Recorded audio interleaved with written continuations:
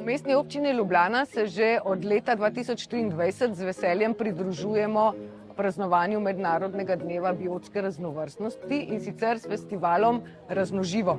S festivalom želimo poudariti pomen ohranjanja narave v urbanem okolju in seveda tudi spodbuditi prebivalce k spoštovanju in varovanju življenja v vseh njegovih oblikah. Tudi v letošnjem letu sodeluje Slovensko odontološko društvo na festivalu Raznoživo. Letošnje leto pa prav posebej poudarek dajemo tudi na pomenu ohranjanja habitatov, kot tudi ciljnih vrst našega projekta, kakor je tukaj tudi vidimo velikega studenčarja, ki kažemo pomen krovnih vrst za kakovostni habitat.